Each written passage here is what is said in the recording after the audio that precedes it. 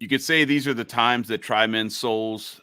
We have a very special guest here tonight, and we are going to try to dig through something that a lot of people probably aren't aware of, and definitely aren't aware of what it means, the ramifications, the severity.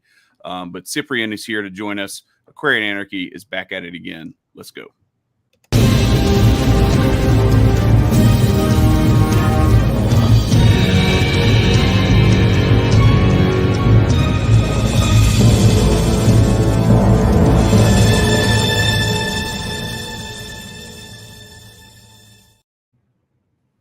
Quote doesn't fill up the whole screen, so you're just going to have to bear with seeing me while I read it. Troubles remind the wise man of God, but crush those who forget him. St. Mark the Ascetic. And with that, we introduce our guest, a second-time guest. Welcome back again, Cyprian, joining us. Nico has disappeared. We get to look at his lovely... Oh, there he is. All right. Hey, Nico. So Cyprian, like you brought this to our attention in the Bitcoin Mystery School chat, and I think there's a lot that we can unpack here, because there's a lot of misinterpretation of what's going on, what the solutions are. People just think like, oh, it's okay, Bitcoin saves us from this, and we can just use Coinbase or some other crypto or whatever. So I'm going to give you the floor to describe what this new bill, I guess it started last year with Elizabeth Warren and a few co-sponsors. That co-sponsorship has grown now to where there are considerably more people backing this, to where it could become a real possibility that this legislation becomes a reality. So what do you see? What do we have coming at us, and what do we do about it? Yeah, thanks for having me. This is an important topic. It's obviously one that it certainly is going to make this a difficult year, I think, in a lot of ways. People who are paying attention and who are in the position that I'm in, and which there's thousands of us around the world, and I work with them on a regular basis.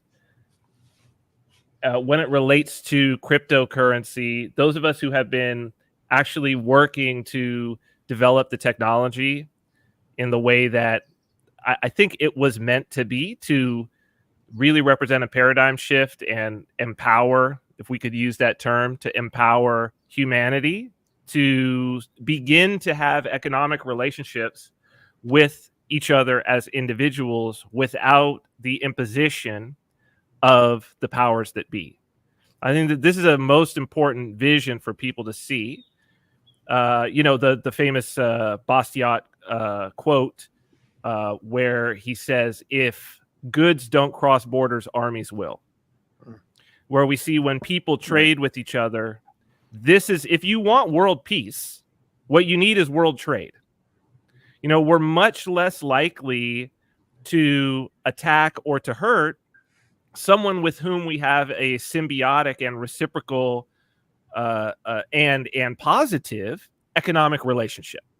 For sure. And I think China certainly proves that out, because absolutely, and the sanctions against Russia also bear it out, right? Because you say, oh, here you have this great power struggle, but the last several years it's really kicked off, and it's like, well, because the sanctions.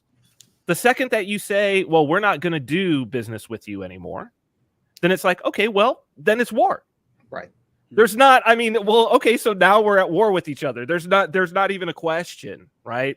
And I think that if we look, that this is just time and time and time again, and that's at the macrocosmic level, right? When we're talking about the macroeconomic and geopolitical level.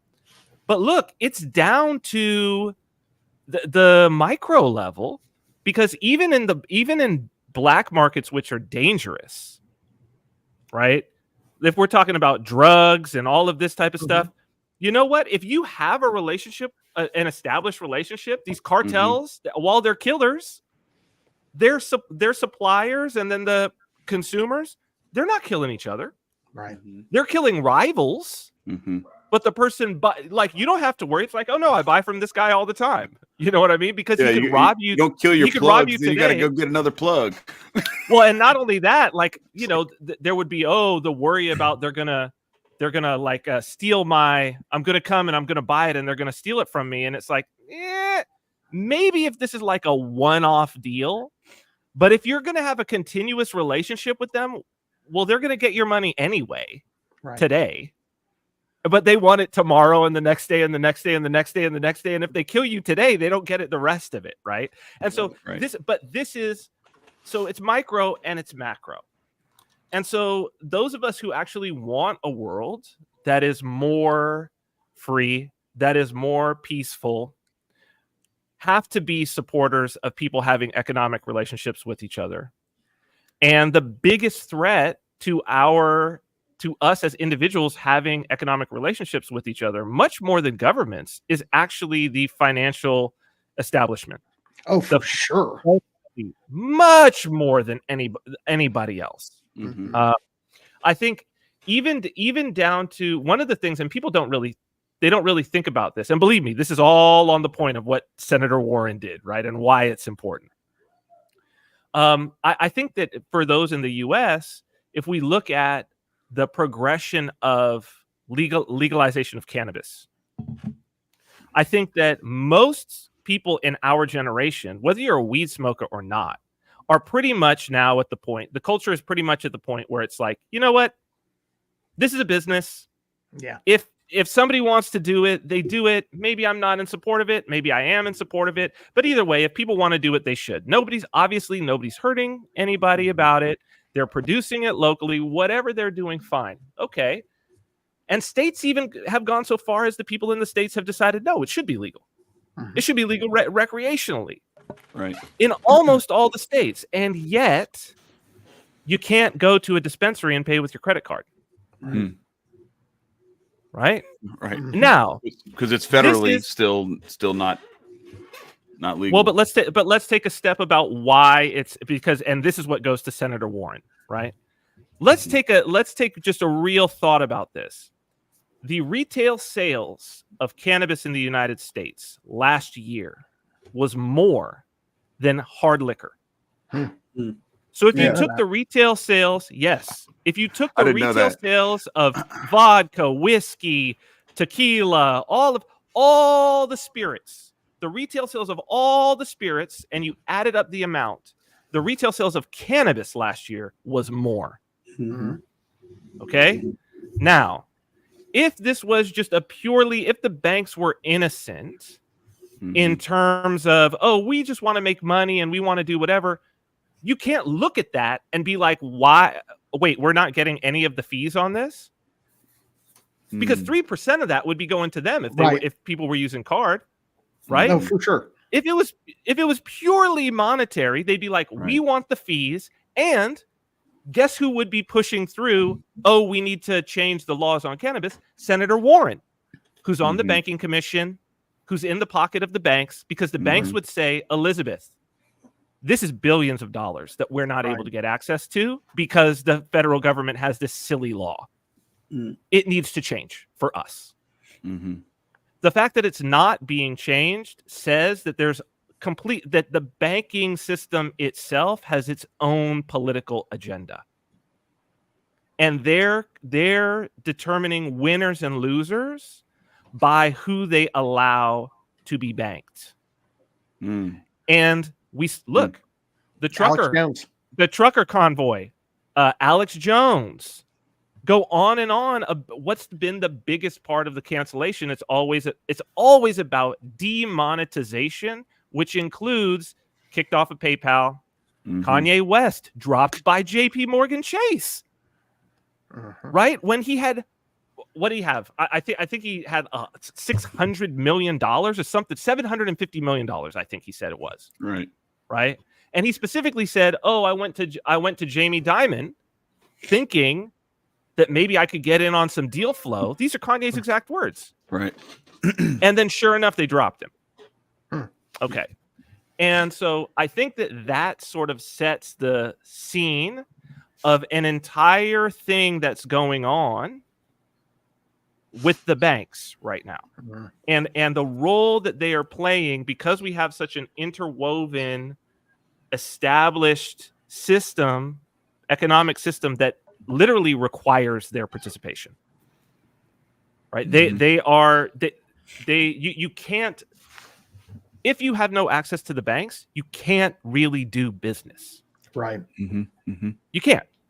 Yeah, because you're not going to be able to go to half the places. And I mean, yeah, for sure. Well, and never mind. I mean, if we're talking about absolute removal from participation in the banks, you certainly can't buy anything online. Right.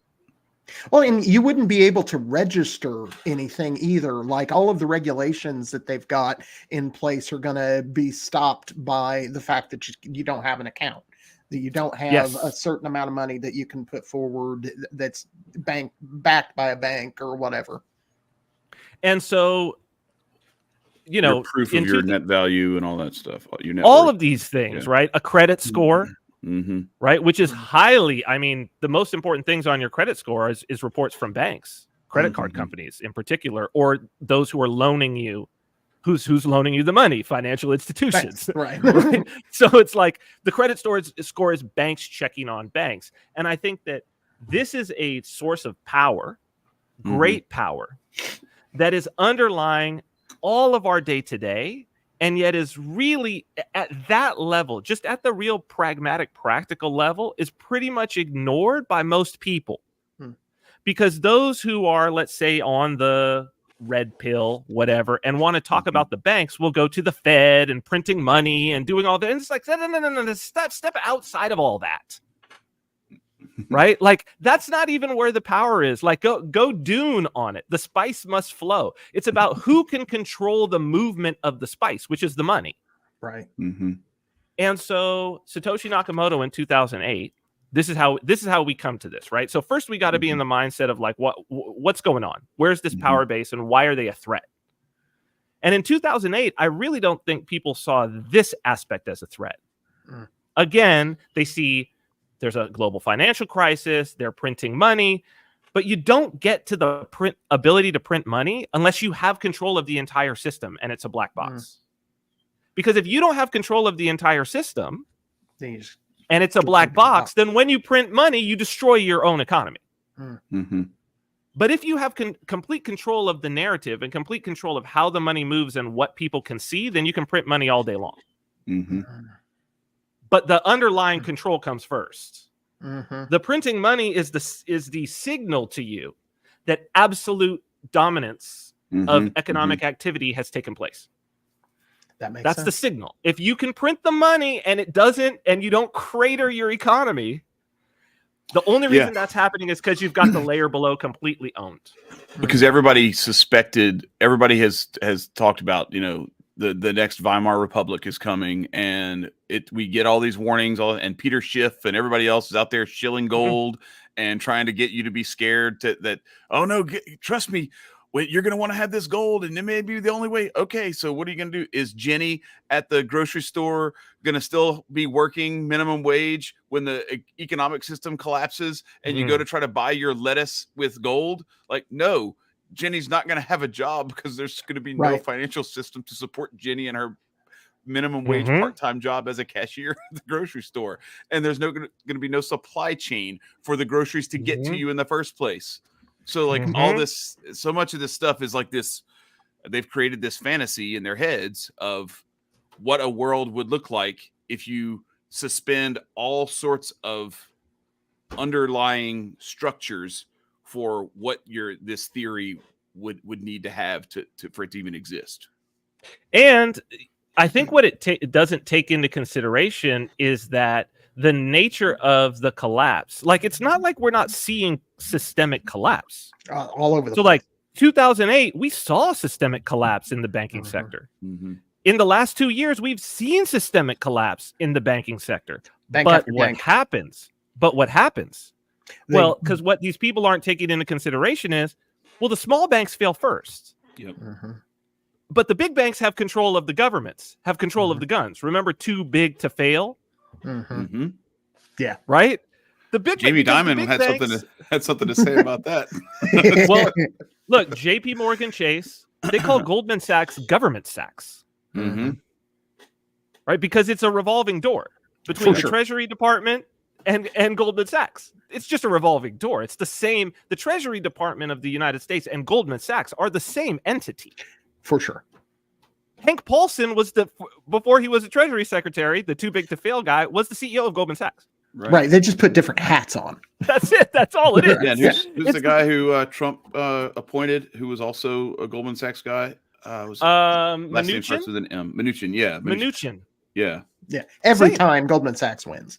Every time. It's every time Goldman Sachs wins, right? Mhm. And so, and that. I mean, their name is Goldman Sachs. You know, just... it's a sacks of gold. It's like a man with sacks of gold. It's on the nose. The demons are banal, aren't they? They are. So the question is always like, okay, so what would be the threat? If you imagine, okay, here you are. What is your system built on? Well, your system is built on you are the middleman, the necessary middleman in every economic, and increasingly, right?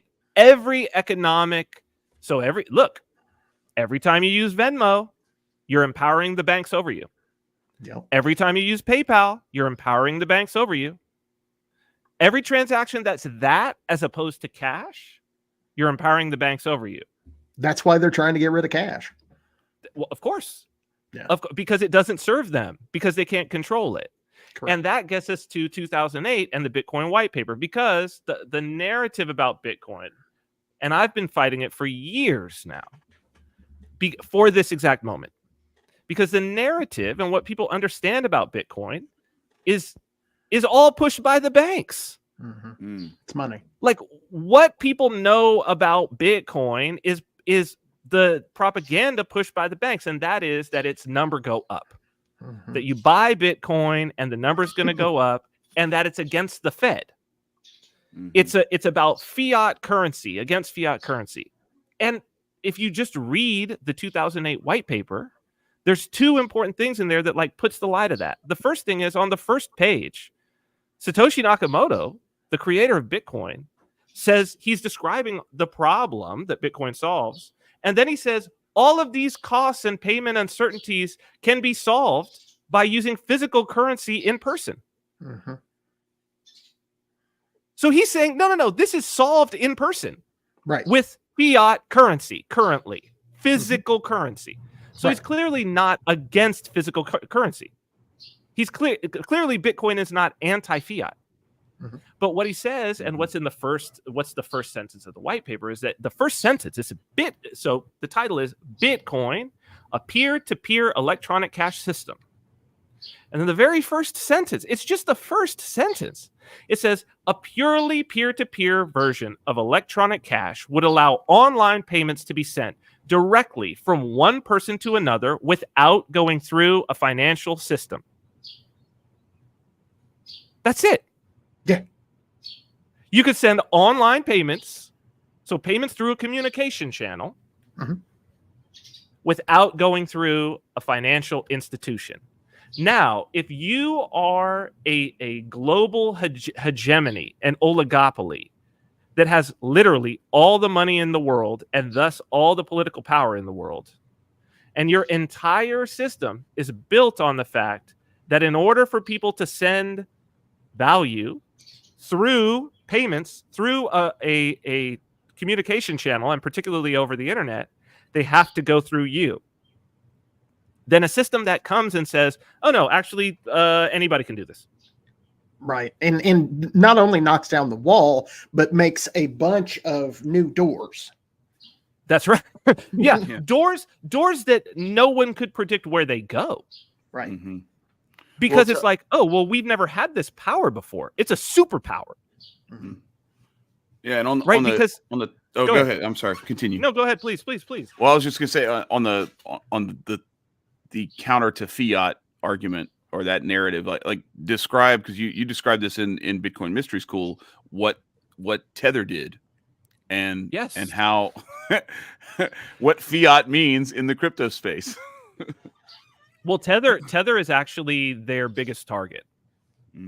And because I don't know, now it's about 2 weeks ago, the assistant secretary of the Treasury came out and said that they want the U.S. Congress to give the Treasury Department the capability to sanction any stable coin Mhm. to put a sanction on it. Hmm. Like the entire, so it's like, I think someone could go and look right now, but usually the 24-hour volume of USDT Tether. So that's just in terms of the online markets. You could go to CoinMarketCap and see the 24-hour volume. It's usually around 40. It's between 40 and 80 billion dollars a day. Every day, every 24 hours, 40 to 80 billion dollars is moving on these markets. That's not to say what's moving outside of the markets that are recorded. This is just what's recorded and reported by major exchanges like Binance and whatnot. They're talking about if they would do this sanction, it would mean that anybody who used Tether would immediately fall into the same category as aiding a terrorist under OFAC rules. And Tether was created in 2014. So what is Tether? Tether USDT. It is a stable coin 1-to-1. So it's a dollar. It's a representation of the US dollar. Can we see the 24-hour volume there? Can you see it? Yeah, it's 47. Yeah, 47. There you go. Yeah, It's 40, usually between almost 48. It's almost 48. It's usually between 40 and 80 billion dollars a day, depending on how busy it is. So that's over the course of 24 hours. And it's, if you look, it's double. If you took Bitcoin and Ethereum and you put them together in terms of their volume, it's more than that. Yeah, because they're showing the market cap and the price and everything, but when you look at the 24-hour volume, you're looking at 25 billion in Bitcoin and 10 billion in Ethereum versus almost 48 billion in Tether. Yeah, which tells you that Tether is on the other side of every single trade. And which is true. If you know anything about, if you've been on a cryptocurrency exchange, think of your favorite coin and the trading pair is USDT. Right. And actually the price of Bitcoin, if you go and you look at the markets and you drill in, the price of Bitcoin that you're looking at is not actually the price of Bitcoin to the US dollar. It's the price of Bitcoin to Tether. Interesting. Because virtually all of the volume, there's almost no volume comparatively of US dollars being traded for Bitcoin. Yeah, when you look in the at global marketplace, it's almost exclusively USDT to BTC. I think people just see USD and they think it's USD and they don't see the T at the end when they're looking at it. They're like, that's not Tether. Well, that's US dollars. But that's important, right? Because Tether has become indistinguishable from a US dollar, which is why it's a threat to US hegemony. Right, because it puts up a competition towards CBDC once they get that. Well, it puts up a so I think it's actually broader than that. A lot of this is like deeper spirituality here that's going on, and it's about value. This is a great show to talk about this because it's about the esotericism of money. For sure. Right? Money is clearly esoteric. And how do we know that money is esoteric? Because from the beginning, there has always been religious symbology on the money. You always have the face of a god on the money. There's a band called Haldun or something like that found old Germanic coins and they sing nothing but what the coins say in whatever language it is. Yeah, it's all esotericism. And the dollar, people talk about, Bitcoin will end the dollar. Well, the dollar is 500 years old, right? From the thaler. And the dollar has been the global reserve currency since before the United States existed. So the Spanish silver dollar was AKA the peso, right? So anywhere that has a peso or a dollar was a country that was using the Spanish silver dollar as their currency. I didn't know that. Well, let's think about this. People talk should have taken Bitcoin mystery school, Marcus. Sorry. It's like we got to end the dollar, the US dollar. And it's like, but the dollar was around before the United States. And they're like, what are you talking about? And it's like, have you read the Constitution of the United States? Yeah. The dollar is mentioned twice. They were predicting. Come on, Cyprian. They're just predicting what the currency Right. was And going to it's- be. They had a crystal ball, man. What is it mentioned about? It's mentioned about, for instance, what is the dollar value of a civil trial where you can get the right of trial by jury, Mm. right? And it's also talking about value of tariffs. Okay, so They've never put that together. their unit of account of the guys fighting the Revolutionary War was already the dollar. Interesting. If you go and you look at the continental currency notes, Chad, you could pull one up. It says this note can be exchanged for its equivalent value in Spanish milled dollars. It was a stable coin. That makes sense. You hand it back to the government and they give you back Spanish silver dollars, pesos. When they went to make the US silver dollar, where they put a goddess on the front, of course, the Liberté, right? Yeah, right. They sent Jefferson around to sample the weight of all, basically to get a weight sampling of all the Spanish silver dollars that were in the United States at the time. And then they took an average, and that became the weight of the US silver dollar. So it's pegged. The US dollar is pegged to the Spanish silver dollar. Yes, there you go. Nope, that's Philadelphia. You want the continental dollar. Yep, okay. Keep going. All right.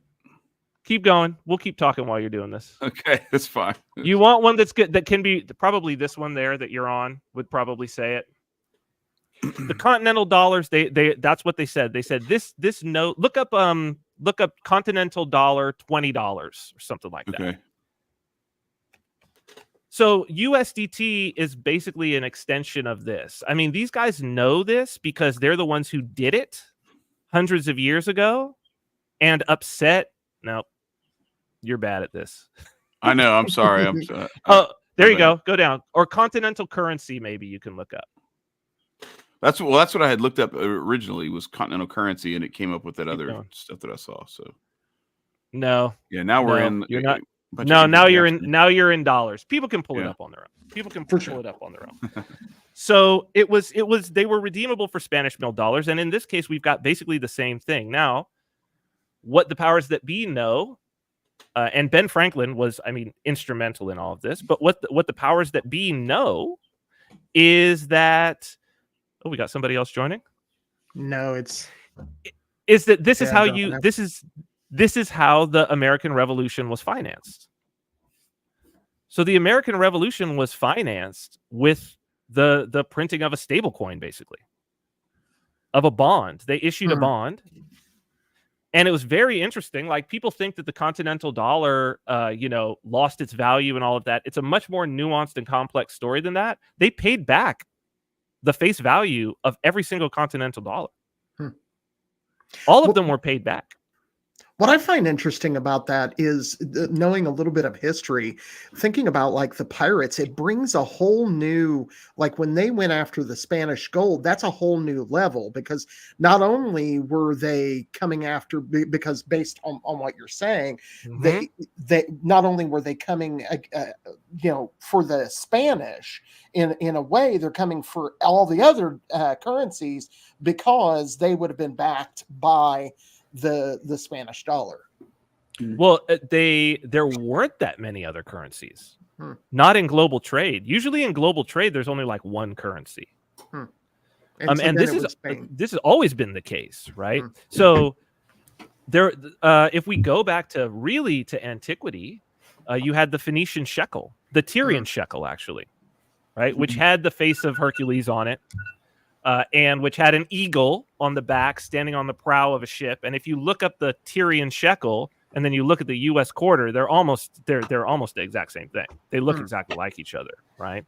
And the Phoenician shekel was so well used as the medium of exchange throughout the Mediterranean that when Rome took over Tyre and they shut down the mint, the priest class in Jerusalem petitioned Rome to allow them to continue printing the Tyrian shekel, which was the temple money. Interesting. It was the money in the temple. So they were printing, they were minting a graven image of a different god, and that's what was being used in the temple as the temple money. And that's why Jesus overturned the money changers' tables. Interesting. Because they had broken commandments. Right. They were graven images. They were graven images of another god. So that's the first and second commandments. Interesting. But it was such an in-demand currency and so well known that they basically demanded it in much the same way that you have nations that are not the United States who adopt the US dollar as their currency. Panama, El Salvador, Ecuador, right? There's a huge list of them. Yeah, a bunch of them. There's some near here. Palau, Federated States of Micronesia, Marshall Islands. They just use the US dollar. This has been going on for a long time. And so what they know is, here's this dollar that's better than our dollar. Right? Obviously Tether USDT is better than their dollar. Because why? Because you can send it peer to peer without going through a financial institution. I can send it to anybody, and the US government and the banks can't stop me from sending it, and everybody accepts it as being worth $1. It's crazy liquid, and the US has no control over it. So basically what's happened is the US has lost control of the US dollar. That's what's going on right now. And to lose control of the US dollar is to lose the US empire. Yeah. For sure. Yeah, because the U.S. empire is the U.S. dollar. There is nothing. It is nothing else than the U.S. dollar. Yeah. Amen. Yeah. Yep. And the military industrial complex. Well, yeah, the military is the way. Yeah, but without the dollar, how are you going to pay it? You don't get a military. So it goes back to the Spooner quote of they raise money to raise armies, and they raise armies to demand more money, and they raise the money to it's just. So are you saying it's this very the cycle of powerful war is cycle going to generate the money that we're like? Not this time. Not yeah. This is a circling of the wagons of keeping it as the global reserve currency, keeping their monopoly. And this is the threat. So crypto is the threat, and specifically stable coins are the threat. And this is why. So now we've gone around about, but I think that we've given a very good background to where people could be like, oh crap, this is actually like the deepest thing. Right. Like this is way deeper, and nobody's talking. We'll talk about Ukraine all day. We'll talk about Palestine all day, but it's like, no, the real threat to the U.S. empire would be the U.S. losing its monopoly on the dollar. Yeah. But first, to understand that that a country could lose the monopoly on the dollar is to understand that countries already have lost the monopoly on the dollar, like Spain, right? Every country that prints its own peso is an example of how the Spanish Empire fell. And if you look at what's going on, the only way to understand what's going on in Central Western Africa right now is it's all about the franc. It's all about the franc, because France has forced its colonies to continue to use the franc and to store all of their francs in France. So they have control. So what's the thing that these leaders are doing? All of these coups that have now vanished out of the news. Right? Where France is losing its colonies. Well, what's the first thing that they do, and what are they complaining about? Well, we're going to print our own money. Maybe we'll still call it the franc, but it's not going to be your franc. Wasn't that what Libya was doing too? Gold-backed dinars. Yeah, it was gold. Okay. Gold-backed dinars. So when I asked you to mention what Tether did, what I was talking about was the fiat element, where they actually printed money. They actually made money out of nothing. And that's where the threat comes in, is that once I have the ability to make my own coin, and if I can get people to transact in it, then we can use it instead of the US dollar.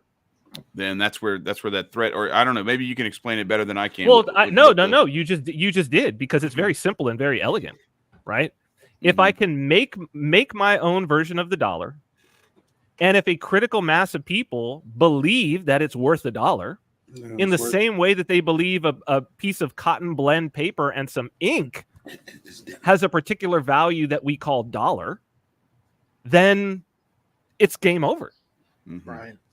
Especially if the one that I have is easier to use. Right. Right, which is exactly what we're talking about. And it sounds like to me that Satoshi actually tried to, like, kind of like Jesus with Caesar, being like, all right, I'm not trying to play with your shit. We're still gonna use your cash. You know. So trying Render it to Caesar. Yeah. He's trying to stay away from the assassin block. Okay, I understand. I mean, I think Satoshi created something that he knew was very valuable, and he opened a Pandora's box. Not necessarily a Pandora's box, right? I think from what I could tell, he sort of knew the direction that it would go, but you never really know the specifics, right? He knew that he had created a system where you could trade value within the system. And I don't think that I know that because I work on it all day. So, and it's constantly revealed to me that either by just great wisdom and foresight or instinct, he created a system that had the ability to be sort of expanded to do these other things, to represent other value. Not just the sort of numbers of the Bitcoin, but to represent anything that you really wanted it to be. Right. Well, that I could exchange, that I could call it anything and abstract it. So I could say, oh, this one's $1 and this one's a house and this one's a car. And if you believe that, oh, we've exchanged value. So do you think that he perceived this to be like something to really destabilize places that print their own dollar and fuck up their own currency? Or do you think you just intended it to be just a peer-to-peer? Let me make sure people can get their own dollar without the government taxing their pockets too much. Like it's a this or that kind of ideology. I mean, no. Well, I think that there's no difference between those two concepts that you said. Right. So it's like the disruptive aspect is to allow anybody to participate, because when we talk about printing money, what we are assuming, like if a nation is printing money, there's an assumption there that there's a monopoly on the printing of the money. Right? Always. That's not necessarily the case, but yeah, you're right. It's an assumption. It's an assumption, and it's pragmatic in that regard, because like counterfeiting is a crime. And we haven't really, for the most part, on our day-to-day basis, lived in an environment where there's currency competition, where there are many different types of currencies floating around in the sort of marketplace, and some are more valuable than others. Some are accepted more than others. But like anybody who spent time in like the border region of the U.S. and Mexico, you've been in at least a two currency environment, right? You could, and oftentimes, like you go into a restaurant, the menus, they'll have it in pesos, they'll have it in dollars. I went to Europe pre-Euro, and it was very like, it was, you're mixing and matching here and there. You've got to. You got to have lira here. You got to have francs to go there. You got to have, Deutschmarks. It's just all like everything is very, and that's, of course they had to centralize even that they claimed it was going to, just as all of these things are, right? It's going to simplify things. I want to touch on something bear with me here, because I think maybe I'm off, but it seems like maybe I'm not. I put this little background up on purpose because it's like I threw a Bitcoin on just a chalkboard with a bunch of math on it, because that's kind of what we're talking about here. Is we're just doing math, and somehow now we're in trouble. But I feel like there was like a divine inspiration element to what Satoshi did, and to the extent that the overall trajectory, the direction that it was going versus the specifics, kind of it mirrors. If it is divinely inspired, it makes sense that it would be that way, because there's a certain there's a will and a plan, but maybe there's not this deterministic, everything has to go step by step this way. There's a certain allowance for free will, and that things are going to naturally tend the way that they're going to tend based on that framework. And I have this little, Fibonacci deal here, because I was thinking, I was telling Marcus before the show, like, are they gonna call us Fibonaccis if we use math illegally? Oh, that's good. I love that. I love Fibonacci. That's good.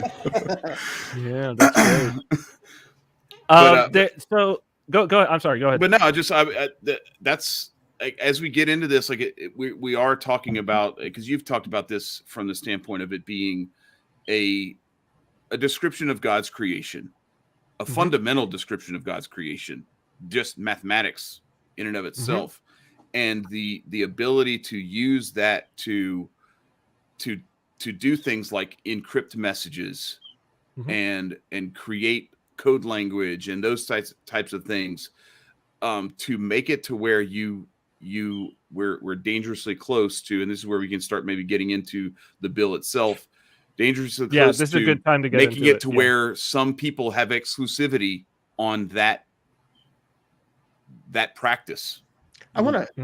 I'm 100% into getting to that, but I got to add this little piece. Okay. Too, because I 100% agree with you that numbers are the language of God, if you will. And 100%. Most people that don't understand the history of religion don't understand where because when you talk about the Christian faith, obviously many of the things that they got from the Jewish faith, and in the Jewish faith, numbers and letters, they believe there's a book called the Sefer Yetzirah that is a book of creation. It's a Jewish book, and in that it goes through. It starts with one, and which is Aleph, and it goes through it. They believe that, and this is mystical, and it's not really Kabbalah. It's more Hekkelot and Merkaba mysticism. But at the end of the day, they believe that God literally used numbers to create the world, and so that tradition that you're talking about is absolutely founded in old Jewish tradition. It is part of what I would consider what became Christianity. I think it's a statement of, it's kind of a technical statement of truth, really. That and maybe the restatement that makes a little more sense to me is the fundamental constituent parts, if you will, the building blocks or the matrix or the components of reality. Are, as far as we can see them, are the things that we call numbers. Yeah. Right? And that at a practical level and at a sort of metaphysical level, all of reality can be described in numbers. Absolutely. And this will get us right into why this bill is scary. What do I actually mean by that at a practical level? This is the most important thing for everybody to watching this right now. Okay, when I say all of reality can be described in numbers, you are hearing my voice. You are seeing our faces. No, you are not. Those are numbers. Facts. Those are numbers. Facts. Literally numbers. If you take a screenshot right now, that data is literally a long number. It's nothing but a number that you can then, by using a certain codec, encoding, decoding, you can then take that long number and turn it into this picture. Right. Time and time and time again. Okay? So literally, computer science, what it shows us is that literally we can describe reality. The things that we see, the things that we hear can be described with literal numbers. Yeah. Yep. Okay? So, and we are creators. We are a Yes. mirror of our creator. We are created. We are in the image of our creator. Mhm. So if we create with numbers, and we can only do that because we have discovered what the underlying fabric of reality The building is, blocks it's are, yeah. numbers. Yeah. Right. And so that's computers, okay? With computers, we see, wow. And not only that, like, let's not even talk about artificial intelligence, that we can even get demons to talk through it. You know what I mean? Yeah. We can get disembodied. We can summon. There was a great Jonathan Pajot, I think it was, who was at a AI conference with some big AI guy. And he said, I'm asking you this on a technical level. He said, could I summon the god Mars, the Roman god Mars, and talk to the god Mars? And the guy thought for a minute and he goes, I don't see why not. Of course you could. Right? It would be I could have a conversation with a consciousness that was because we have enough information. Facts. The AI has enough information about what the god Mars is, Right. that the AI could, to any degree that we could tell, could communicate as though it was the god Mars. Now, what's the difference between it communicating as though it's the god Mars and the god Mars? We don't know that. That's the that We don't. yeah, We don't. we And the don't know answer- that. And And who the feels- answer may actually be nothing. The answer well- may be there is no difference. But and wait, so- what, so let me- technically, since you put the energy into it and trying to summon and craft and create, you are in an essence calling down a sense of God of Mars. Now, may it be, like you said, the tangible and the real one, or is it just a mirage, if you will? and to break this down for anybody who's not completely like, this may not be like secondhand for a lot of people, but like you see what Nico's camera is doing, because he's got like a screen my behind. piano? Like yeah, Green screen. he doesn't have a green screen like I do, but he's got a background up, and how it's like filling in these little spaces, and it's trying to guess at where he is and where the background is and everything. That's what, like that long number that you were talking about, that long number, as we have gotten more and more, everybody can remember back when you used to take, half a megapixel pictures, and then it was a whole megapixel picture, and then 2 megapixel cameras came out, 2.1 megapixel, whatever it was, and it keeps going up and up and up, and now we're 4K, 8K TVs and all this stuff, where we used to be 480 lines interlaced, and now it's I don't know, what is it? What is 8K? It's, whatever the multiple of 480 is.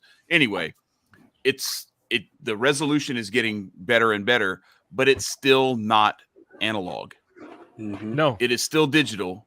And what the analog, what the reality, what the organic reality has to try to extract from that binary set, or that the digital set of like binary ones and zeros interchanging, is it has to fill in the gaps, and those gaps are going to be filled in with whatever it thinks goes there. And the question we have to ask ourselves is like, when you start asking those kinds of questions, like, can I summon this and can I summon that, is who's filling the gaps, what's filling the gaps, and what are they filling it with? And I agreed 100%. And Vin, I know too, or sorry, Cyprian. Yeah, I know, I know that you know this to a degree, but I come from ceremonial magic, and that's like where my brain goes. And when you start talking about, is this a bunch of numbers thrown on a screen, is that an evocation, or is that conjuring the spirit of Mars? Well, the masters of ceremonial magic would say absolutely, because if you go back to John Dee, or you go back to Elias Ashmole, or any of those 100%. people, they used number squares to get the angels. That's what they, or the Sacred demons geometry. Correct. Yeah. It's all the absolutely. It's always, let's go back even further. Let's go back millennia, right? So mathematics, where does that word come from? I'm guessing. Right? Where does the word Sumer, mathematics Egypt. come from? It's Greece. It's Greece. And it's Pythagoras. And we know him for like the Pythagorean theorem, but like most people don't understand, Pythagoras was a cult leader. He was a Yeah. religious figure. Okay. For sure. And he really discovered a lot about the nature of both numbers and music. Mhm. Primarily his cult, for most of the people, it was a music cult. He, like, we take for granted like the understanding of the mathematical, which music is math. Okay, like period. Yeah, absolutely. It's For sure. absolutely math. And the relationship, when you get the mathematical relationship of frequencies right, it literally changes reality. Mhm. Right? It gives a physiological response, you know, just based on the math, and we know what that response is going to be. Amen. Right? And that's mathematical. And Pythagoras was basically the first person that we know of historically to really systematize any of this. And that's what he used really to get people to his cult. And you had an external circle who were basically involved with the music aspect. So you came in, music was the thing. Wow, you were wowed by that, blown away. And they were called the acousmatikoi, the listeners. Okay. And then his inner circle was where he taught them about the numbers that were actually running the music. And they were called the mathematikoi, which means the learners. And mathematics comes from mathematikoi. Nice. The Greek word mathmia. Yes, I think it there is, you go. Which means knowledge or Yes. learning. Yes. So the Nice. mathematikoi are the learners in the Pythagorean cult. And so this is why it's mathematics. So it's spiritual. Like, people would be like, oh, we don't need God because, you know, math or whatever. And it's like, no, dude. This has been related to God and the gods from the start, dude. You can't separate. Well, just to use a Christian example of a very similar idea, if you take, and somebody smarter than I am has done this already, but if you take I believe it's the first letter of every name that in the so and so beget so and so beget so and so. If you take the first letter of their name, and I can't remember it's the first of their first name or their last name or how they do it, but anyway, so and so beget so and so. If you take the first letter and you add all of those together in the Bible, it equals 666 because he is the beginning and the end. Because that would be the end of days. Well, isn't right? 666 Right. in time? Technically 60 minutes, 60 seconds, and then an hour and all that. If you think about it, time always ends on a 6 increment. Just 60 seconds. But what's funny is the question is, and this is where it comes up with numbers, right? The question is like, does it? Right? Like, right? Like 12 system. we discovered number why base 10. Well, it's because we have 10 fingers. But wait, but why do we have 10 fingers? Maybe we have 10 fingers because of the base 10, not the other way around. Right. Well, that's why when you said the thing about people saying we don't need God, we have math. It's like you've got cause and effect backwards. Right. Well, and those are people who know nothing about math. It sounded like my father-in-law who used to say that my daughter was going to be short because she was in gymnastics. I was like, no, that's it's not. It's like you can't just get tall by playing basketball. Yeah, that's funny. It's the other. It's cause and effect. You have reversed here. Like the short people are better at gymnastics. They got a lower center of gravity, and it's easier to do the things that you need to do to be a good gymnast if you're shorter and have that lower center of gravity. Likewise, if you have a long wingspan and you're tall, you're going to be better at basketball naturally. It's going to end up that way. Well, try to find a true hardcore atheist amongst elite mathematicians. You won't. Yeah, I doubt it. You won't. I mean, most none of physicists are not atheists at this point. You can't, because you can't. Right. Because you can't. When you encounter order like that, when you really encounter the order of the universe, you just can't. Yeah, you can't say this wasn't created. Right. Which is why, like, what they've gone to not freak people out, to be able to stay in with their atheist crowd is simulation hypothesis. Yeah. But the simulation hypothesis already assumes a creator. I was going to say, there's always the assumption is creator. That's God. To Augustine, doesn't it? Like, it always goes back to Augustine, where it's like, okay, the cause without a cause What's It's the God. cause without a cause? There has God. there has to be a causeless cause, and Mhm. until you define it, and that's why it was funny. Richard Dawkins was on the thing, the Ben Stein movie or whatever, and he's like, well, we think that maybe life got here on the backs of crystals. Like what? Like, or maybe it was even alien, mean? or maybe it was aliens. It's like, the life just traveled on the back of crystals. Where did it come from before Where did it it got come on from the in the first crystals? place? Yeah. Like, Yeah, where did it you know, come from where, in the first place? and where did who made the aliens? If the aliens made us, like what? At every point, like you keep drawing a circle around yourself, and and that's why you're having trouble, is because you're an egotistical brat and you're just drawing a circle around yourself that makes you the center of all the attention. All right, Well, so let's get. it's a lack of wonder, right? And I think that will get us right into like, because these are really like, and when I say a lack of wonder, I mean like a lack of awe. Yeah. You're not. That's Respect. a mathematician is encountering awesome things. Mhm. Like that's really that they actually have the competence to be able to dig into things that are of a cosmic scale. And for me, like that's it's, I mean, my book Render Unto Caesar, it's like the first sentence of the introduction is that Bitcoin brought me closer to God. The further I delved into the math that's involved here, the more that I was like, oh, there's a God. Because the scale is incomprehensible. It's ineffable. And yet here I am using this every day. Is that what's going on? Is that one thing that like was persistent that made you think, well, if numbers are such like this, then there can't be an omnipotent being such as this? Well, it's yes. I don't know. It's like it's something ineffable that I encountered on a very objective level. So we'll talk about. Throw this thing up because this will help to explain. I think that's perfect, Nico, for like okay. So this is the bill it took us a long time to get here, but it's good. we got here in the right way. No, we got here in the right way. We got here in the right way. Yeah. Senator Elizabeth Warren has proposed this bill, okay, and it now has a whole bunch of sponsors.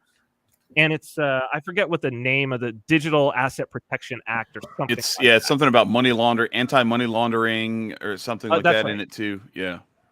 So, and basically the narrative that they're pushing, you can go, there's actually from like 2 weeks ago, there's Jamie Dimon in a Senate Banking Committee hearing where he's like, Senator Warren sets him up. Oh, you've been the chairman of JP Morgan Chase for 20 years. And what do you think about Bitcoin? And he's like, it's the only use for it is money laundering, he says. There's no other use for it but money laundering. And if I had my druthers, it would all just be shut down. And it's like, well, you do have your druthers because you basically own the entire. I mean, it's JP Morgan Chase. You own the Senate Banking Committee. Let's be real here. Right. Like, there's not a question about that. So, so this is how they're going to shut it down. Right. So, and it's so simple. It's elegant in that way. It's very, very simple. But it does two things. So the first thing that it does is it adds to the definition of financial institution. The first of which, so if you go into this code, I believe it's Title 31. Yes, Title 31. You go in and you look. It's banking regulations. This is where they talk about money service businesses, money transmission. What are the reporting requirements? All of that. They have definitions, right? As all laws do, there's definitions of terms. And under financial institutions, there's a whole bunch, but the first one always tells you what the most important one is, and it's banks, commercial banks, chartered and members of the FDIC. That's the first one. And then what you see after that is everybody is going to have to meet the same reporting requirements as these guys. So that's JP Morgan. Okay, he's already got to meet these. Jamie Dimon has to meet these.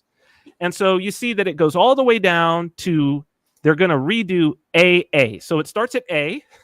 So meaning when we get to AA, we're Z is right above 27.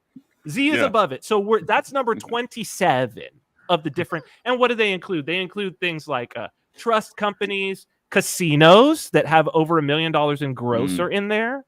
There's just a whole bunch. Brokers, securities dealers, etc. Financial institutions, insurance companies, financial institutions. Okay. So it says, what are they going to add? They're going to add unhosted wallet providers, digital asset miners, validators, or other nodes that may act to validate or secure third-party transactions. This is on blockchains because they also define blockchain in this. Mhm. Okay. So what is an unhosted wallet provider? So first off, people will know miners. So they're saying, okay, now every miner is going to have to do that, every node. But what is an unhosted wallet provider? The first thing, that's the most important. Okay, this is me. This is what I do for a living. Okay, and unhosted wallet. So they define unhosted wallet. This is already a definition in the Treasury rules, but they're just putting it into law, right, into U.S. code. The term unhosted wallet means software or hardware that facilitates the storage of public and private keys. Now, we can kind of stop there. It's software or hardware that facilitates the storage of public or private keys, but then it goes on to say what those public and private keys would be used for that makes it an unhosted wallet, right? But the thing that it does, the thing that this software or hardware does is facilitates. So enables, right? So that's anything broad. you put it on. Yeah. Yep. The storage of public and private keys. What would those be used to do? Used to digitally sign and securely transact digital assets such that the stored value, this is where it gets Orwellian. The stored value is the property of the wallet owner, and the wallet owner has total independent control over the value.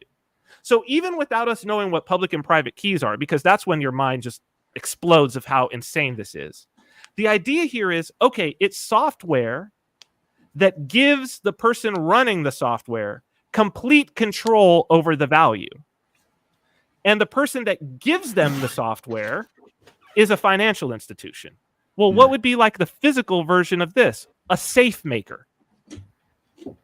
Right? What does a safe maker do? A safe maker makes a piece of hardware that allows your stored value to be the property of the owner of the safe, and the owner of the safe has total independent control over the value. Imagine making a safe maker register as a financial institution, right, and report all of the value in everybody's safe that they made. It's untenable. They're for one, they're not going to be able to do that. You know, Oh, they are. They're going to try. I have no doubt. I mean, Marcus this is a little more optimistic than I think you and I are on how effective this they're going bill to be has at pulling this so off. many sponsors. How many does it have so far? Do you know? It's in the. It's I think a lot. it's dozens. It's dozens. It might be. I mean, 20. it's got Lindsey Graham, Joe Manchin. Like I'm telling you, dude. It's got like the. I have heavy no hitting doubt that there's lots of turds in it. Reach across. No, but I'm saying it's got the heavy hitting reach across the aisle people. Yeah. That's so. Where, Let's that's, talk. But this is when it gets even crazier, right? So let's talk about what storage of. Let's talk about what public and private keys are, because this is when it gets wild. Okay, so a private key. You might want to take that off the screen for now, okay? Right, because the people will read it and it'll start just freaking them out. Yeah, right. Yeah, you're right. Yeah. So most people who are in Bitcoin have heard like not your keys, not your coins. Okay, they've heard that concept. Your wallet is your private key. That's why it's saying the facilitating of the storage of a private key from your private key, which is a number. Okay, just a number. Your private key, you basically do a computation and you get another number. And the original way that this was used or discovered by three guys, RSA, Rivest, Shamir, Adelman. Basically what they were looking for was relationships. It gets very spiritual because this was actually like chanced upon by Rivest after all three came home from a Passover Seder. So they were all at a Passover Seder. The story is Rivest had drank a little too much of the wine, comes home, starts getting into that spiritual state that those of us who sort of have experienced these sorts of ritual magicians would know this, where you're just like, oh, something's about to happen. I can't sleep tonight. So like, oh, what is this? The energy's just building and you're like, oh, it's about to come. Like whatever this is about to hit me is about to happen. Right. Sure. So he starts having that. He takes a math textbook, lays down like this. at 12 midnight, he shoots up out of bed. They'd been looking for something to do a cryptography with numbers. Adelman had been shooting down every idea. He calls Adelman. He tells him, "Oh, this is it." Adelman goes, "I can't shoot it down, but it's late." By the morning, he had written out the whole thing that became RSA. And anybody watching, if you're watching in a browser right now, go up to the little lock thing that you've got right there, pull it down, see where it says this connection is secure or whatever it says. Go in and look at the certificate that's securing your whole experience on the internet, and look at what it says the algorithm is, and it'll say SHA-256 RSA. That runs everything online. There would be no online commerce without this. And basically what it comes down to, what he not even discovered, but like was revealed, is that it is very easy to compute a very, very large number that is the product of two prime numbers, two large prime numbers. So prime numbers are a number that is divisible only by itself and 1. Right? And if you take two prime numbers and you multiply them together, you get another number, big number, and it now only has basically 4 factors to it: itself, 1, and the two prime numbers. We know this because they only have the factors of 1 in themselves. Right. It is very easy to determine that a very, very large number is a prime number, but it is the product of two prime numbers. But it is very, very difficult to figure out what those two prime numbers are. What the numbers are, yeah. You actually have to brute force. You have to try all the numbers. And so if you can start out with a number field that's big enough, you can make it so how big are we talking about? So a private key is a number. It is any number between 0. So 0 and the number 1 are valid Bitcoin private keys. This is so important for this law, right? The number 1 is a valid Bitcoin private key that I can use right now, that you can send funds to, and I can spend funds using the number 1 or 2 or 3 or 4. Okay? Would this be valid helpful? Private key? No, not at this point. No, not at this point. Okay, all right. No. So I'm getting ahead of myself. I'm sorry. So basically, private keys, it's a random number. Your private key is generated by a wallet. It's a random number that is between. Now, the algorithm that's being used, that's the original RSA. Now, many of these have been figured out. And it's all about relationships of numbers. The one that's used for Bitcoin is about a curve on a graph, and what's called an elliptic curve, and the fact that it's a mirror of itself. And this idea of if you have any 2 points and then you draw a line through them, they cross in a predictable place elsewhere on this particular type of curve. And using those 3 things, we can take away the curve, and we can still do all kinds of math associated with it, but you can only go one way. And you start with this private key, and it's between 0, the number 0, and basically 10 to the 77th power. So that's a 1 with 77 zeros after it. It's big. And we can't fathom how big this is, right? It's a big billion. Well, let's put it like that. The number of atoms in the known universe is calculated at 10 to the 78th power. That's interesting. Okay, so this is basically if you took a 10th of the known universe, which we can't fathom how huge a 10th of the known universe is, right? All of the atoms in there, number each one of them with a unique number, and one of those is your private key. And in order for me to steal your money, I've got to sift through every atom in the universe. Now, 5 billion atoms hydrogen atoms can fit on the head of a pin. Oh, no, I'm sorry. No. Not 5 billion, 5 trillion. 5 trillion atoms can fit on the head of a pin. Yeah, good luck. Yeah, good luck, Phil. Okay. Have fun. So basically, if you have a private key, and this is how the security of Bitcoin works. If I've got a private key that's randomly generated, and I put some money on an address associated with that private key, and you're going to go in what's called brute force. You're going to go through all the atoms to try to get that money.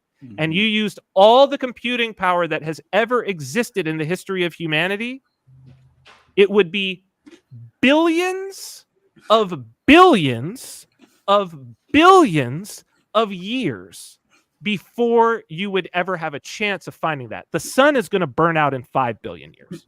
Right. What if you're really lucky though? I mean, I'm just. What if you call out Mars? Remember we were talking about him earlier. And this is why.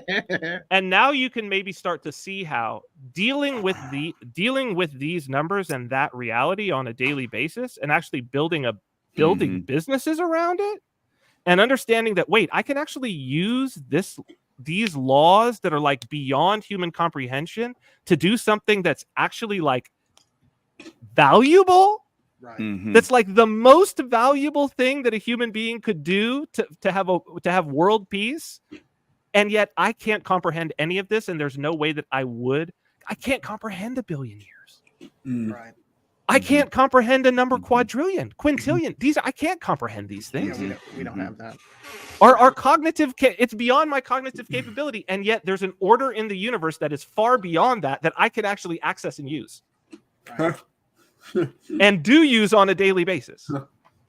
And what we have here going on is we have the state and the banks claiming, because what they're saying is, if you create some software that allows people to generate such a number and to store it and to use it in a publicly published, known mathematical computation, this is totally known.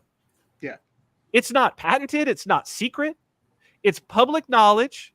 But if I continue to produce, and I have software that does this already, the second that this law goes into place, I become a criminal the next day. Because I'm the maintainer of node software. I have a wallet. It's all open source. It's all open source code for anybody to use that I maintain.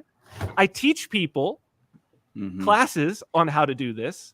And like I say, there's thousands of us who do this. And it's like, what they're going to say is, okay, 5 years, because if you violate this title, 5 years and or $250,000 fine, 5 years in federal prison. That's fucking crazy. For that's the law that they just wrote. That's sitting in the banking committee. It's got major sponsors in the U.S. Congress right now. Like, and I want to put this into perspective too. This is the state and the banking, cartels saying that they own these numbers. Yes. That they don't, because these are not these are just randomly created numbers. And they're saying you don't have the ability, you don't have the right to hold on to a number. Well, and one is included in those numbers. Right. The number one is a valid private key. The number two is a valid private key. So on my software, you can use my wallet, you could use the number one. So it's not even that they're random numbers, it's every number. Right. That we can conceive of. Yeah, and so you were asking about the people who are involved and beyond with our this. Conception. So just to give you an idea as to like the gravity of like how realistic a possibility this is, that this is gonna be the law, is like, and also think about this from the standpoint of like how many of these people are like recently elected senators. And I know it's the Senate, there's only 100 of them, so like the population, the sample size is pretty small to where you're going to recognize some of these names. But listen to these names. Raphael Warnock just got elected in 2020 to the Georgia Senate. LaFonza Butler, Chris Van Hollen. He's fairly recent, right? And so. John Hickenlooper, Roger Marshall, Joe Manchin, Lindsey Graham, Gary Peters, Dick Durbin, Tina Smith. Dick Durbin, come on. Yes. Yeah. Angus King, Gene Shaheen, Bob Casey, Richard Blumenthal, Michael Bennett, Catherine Cortez Masto, Sharon Whithouse, and John Fetterman, another recently elected senator. And who was the other one? Ben Ray Lujan, who I'm not familiar with. But anyway, there's almost enough people who are sponsors of this thing To pass it on their own. sponsors who could pass it on their own. Yeah. Like they don't even they hardly need help. And which senator is going to buck the banking establishment? Yeah. Which senator has ever senators in our That's what I'm faces to saying. be elected in the first place? Like the elections don't have to be stolen. The primaries are stolen. The primaries are just handed to just like, all right, here are the approved candidates. And I was watching, there's this old series that it's from like 2018, but it's actually like a really good like Black Mirror like continuation. It's called Electric Dreams. Oh yeah, I've seen it on Amazon Prime, and they had this one that was like the candidate. There's one candidate, and it's just like and they just parade them around, and they're called the candidate, and it's like, candidate for what? Like you just automatically win if there's only one of you. Like what is this?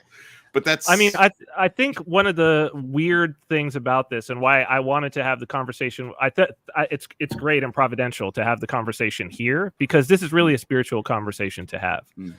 The lobbyists of the industry, like Coin Center and stuff, they've written some things saying, oh, this is unconstitutional. You know, I don't think this is actually unconstitutional.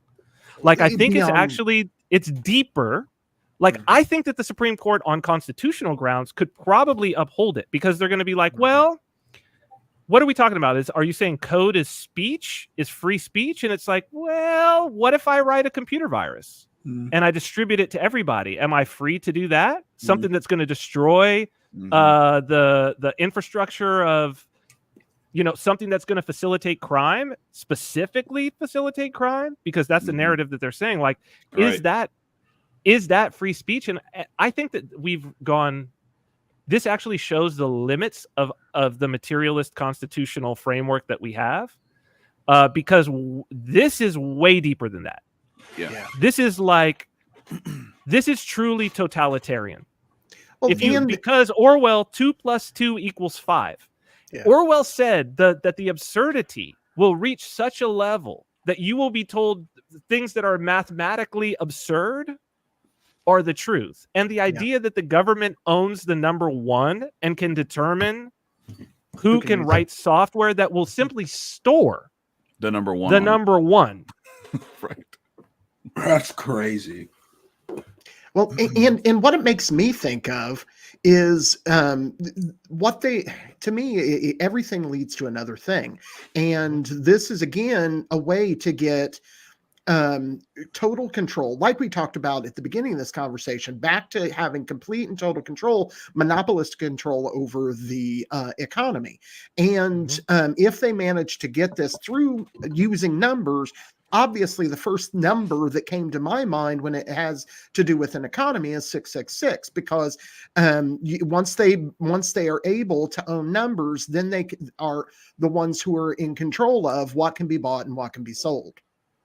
So again, it's another layer placing into the that we've been seeing for, frankly, years. Another layer of them preparing what is predicted within Revelations and Daniel in a lesser extent. This is absolutely moving us in that direction, because if they don't possess the ownership of the number, specifically 666, if they don't own that number, they can't legitimately use that number. So this puts that ability into their hands.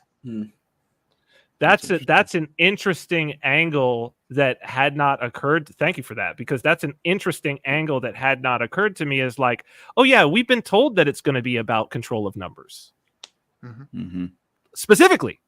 Yeah, like, oh, it's going to be about control of a number, numbers being forced on you. Like, that's going to be a piece of this, and it's like, well, here you go, right here you go, and it's for.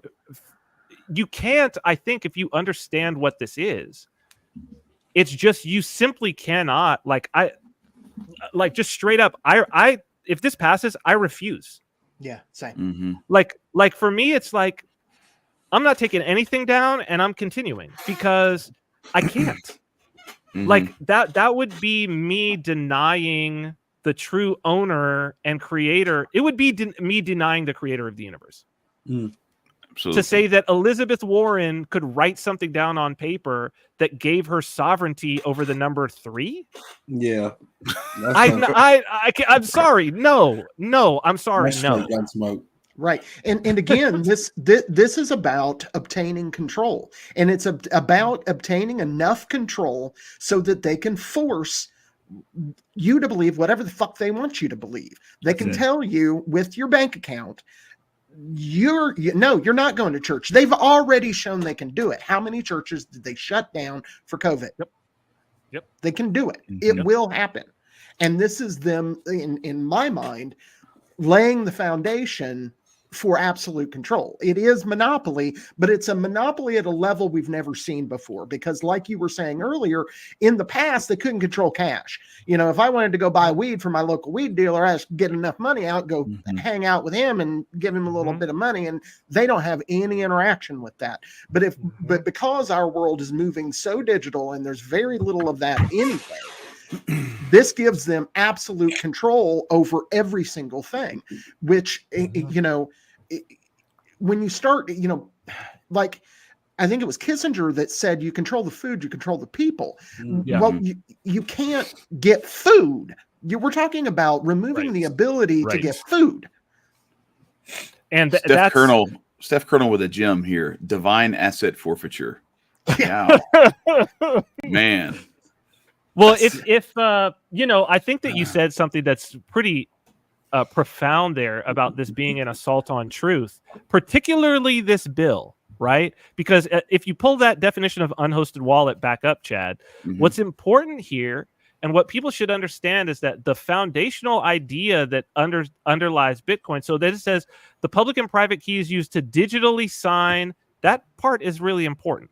Like what a digital signature is, like what Rivest, Shamir, and Adelman figured out. So what a digital signature is I've got my private key, right, which is this gigantic number ostensibly, and it's random, and you would never know it, okay? And then I give you another number that's my public key. So it's called a key pair, and I can share the public key. And what I can do is you give me some message, which is a number, right? You give me some number, and then I can create another number using my private key. And I can give you, so now you have my public key, the message, and what we would call the ciphertext. So the message is a number, and the ciphertext is a number that is computed by using my secret number against the message. You can now, with my public key, tell with mathematical certainty that I know the private key for the public key without you ever knowing my private key. So it's actually a way of determining truth. It's about knowledge. You can know, this is where it goes to like the level where it's like what this is all based on. We have a system whereby you can know that I know something. I can prove it to you that I know something without showing you the something. And you can be sure of it. Yeah. And that's how transacting on Bitcoin works, because I can tell the system, yep, those are my funds right there. Here's the signature that says those are my funds. And all the nodes, which will now be illegal, what they all do together is they all look at all of these signatures and they say, oh, that's valid. Okay, let's all add it. Oh, that's valid. Let's all add it. So you get a common network of a common good. Everybody sharing, everybody validating everybody else's transactions for each other. But yet we all know these secret numbers that we never have to share. But you can be sure that I know it with a mathematical certainty, and I have the right to make that spend. It's incredible. Yeah. But what is it? It's truth. It's a form of truth.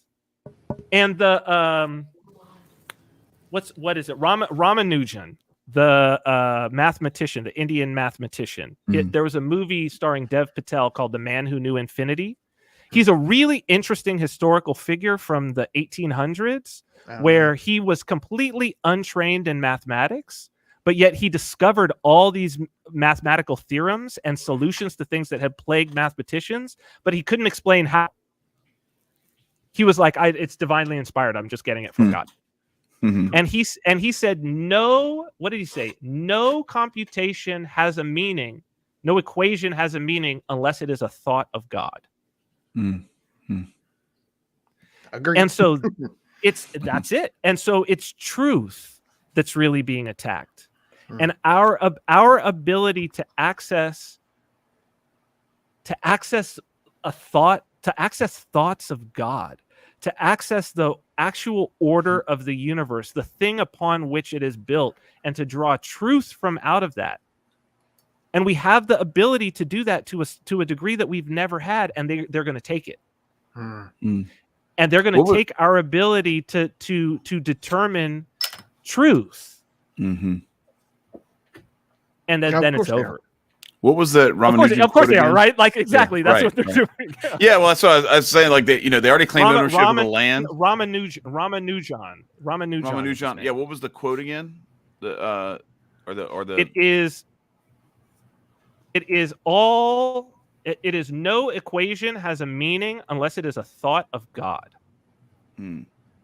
Okay, yeah, I was just thinking, like, it kind of harmonizes with Murphy's Law, right? Like, anything that happens is within the realm of what could happen, and so there's nothing that can happen that isn't among the things that can happen. That is, a thought of God. Like, it's like this is part of the, and back to that deterministic versus like God's will being so incomprehensible to us that like we think of it in these like deterministic ways because we're simplistic and stupid, but it's when you look at these numbers and how many infinite possibilities there are, then you get a little bit of an idea of how like there can still be this overarching will that still allows for our free will within it, because even our free will is part of that. Oh yeah, part of the thought of God that has been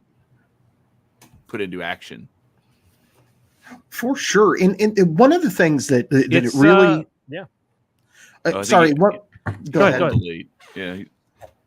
Sorry, Cyprian, but what I was getting ready to say was that one of the things that it really clues into me is I believe that these people are, they don't believe, they're in essence atheists that know that there is a God. It's strange.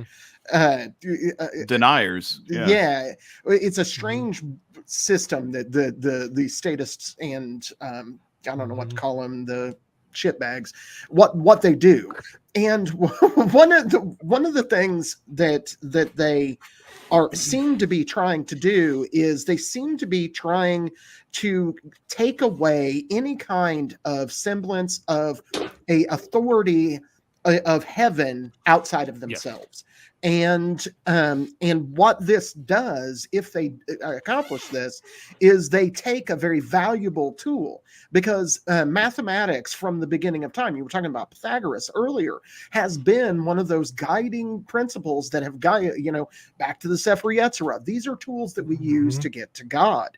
One of the things that Bitcoin has always reminded me of is the Kabbalah's tree of life, because how I use it is it's 1 through 10, and I use it as a place. Each of what's called a sephira is a place that I can store certain information. For instance, Hesed, for instance, is Jupiter, and it's the idea of being joyous and being in charge of something, all of those things. So that all goes in the number 4 place, and so I can use that as a storage unit for all of this information. Chad's often said, well, how do you remember all this crap?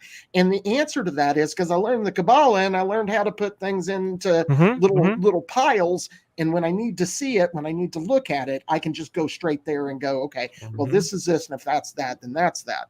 So what they're doing is they're on a very physical level taking that tool away from us, so that we don't have that propelling us towards whatever the next thing is. Because I've said from the beginning of since I heard about Bitcoin years ago that I don't think that's going to be the thing. I don't think it's going to be the thing that winds up being, what Bitcoin purports to be.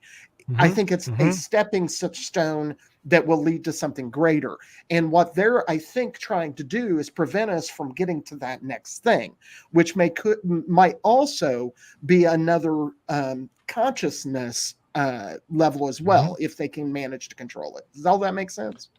I think that's spot on, because I mean, I feel the same way. You know, like as I look at what is the logical progression of these systems from what I've seen, the where this like concept is going, right? Where these tools go, we are constantly uncovering the capabilities of it. And it's not just going to be the Satoshi Bitcoin. Like you say, this is like the Model T, right. You know, to where we're like, yeah, this is the one that can scale. This is the one we can produce. But compare a Model T to a Tesla. Right. I mean, they're not even the same machine.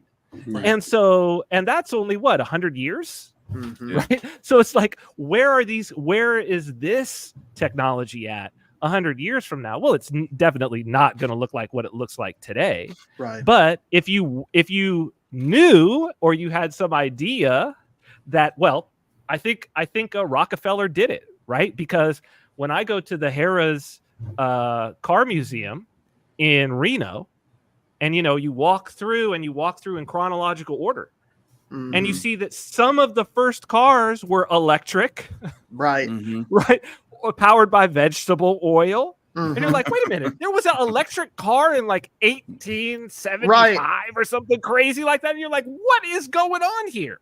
What is happening? It's got all the batteries in the front. And you're like, wait a minute, what? Yeah. What? And it's like, nope, these things were shut down. I mean, they ripped up the train lines in Los Angeles.